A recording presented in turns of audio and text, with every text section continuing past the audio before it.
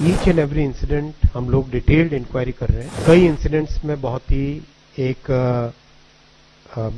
Very disturbing trend सा दिख रहा है, जिसको सीरियसली लेना चाहिए। रेलवे और डिफेंस दो ऐसी संस्थाएं हैं देश में जो कि they should be above politics, चाहे पक्ष हो, विपक्ष हो, अपक्ष हो, चाहे गवर्नमेंट हो, चाहे सिटीजन्स हो, चाहे मीडिया हो, चाहे इंडस्ट्री हो, हर किसी को मिलके we should try and make sure that railway runs in a very efficient mode. 3 railway projects जो इंफ्रा प्रोजेक्ट्स आपने ऐलान किया जिसके को मंजूरी मिली है, लेकिन पिछले कुछ दिनों से लगातार जो सैबोटेज की खबरें आ रही है, कहीं ट्रैक पे बोल्डर्स हो रहे हैं, कभी जिस तरह से चीजें आ रही है, उस पर भी कुछ बात हुई है? उसको लेकर रेलवे क्या सोच रहा है कि इसको कैसे रोका जाए और इसको किस तरह सोच रहा है कि जानबूझ के हो रही है? क्योंकि बोल्डर्स मिलना और कई तरह के चीजें मिलना ये दिखाता है कि कहीं ना कहीं कुछ गड़बड़ी है। उसको किस तरह से आप देख रहे हैं?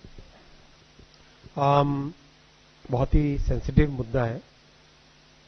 देखो, ईच एंड एवरी इंसिडेंट हम लोग डिटेल्ड इंक्वायरी कर रहे हैं और कई इंसिडेंट्स में बहुत ही एक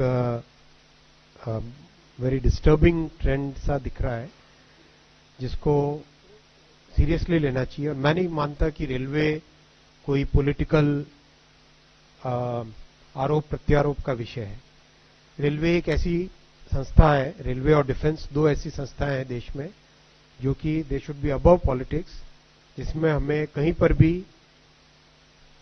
देश के लिए जो जरूरत है, देश की लाइफलाइन है, इसके कहीं पर भी कोई भी अगर नेगेटिव इसमें होता है तो उसके ऊपर हम सबको मिलके, चाहे पक्ष हो, विपक्ष हो, अपक्ष हो, चाहे गवर्नमेंट हो, चाहे सिटीजन्स हो, चाहे मीडिया हो, चाहे इंडस्ट्री हो, हर किसी को मिलके we should try and make sure that railway runs in a very efficient mode.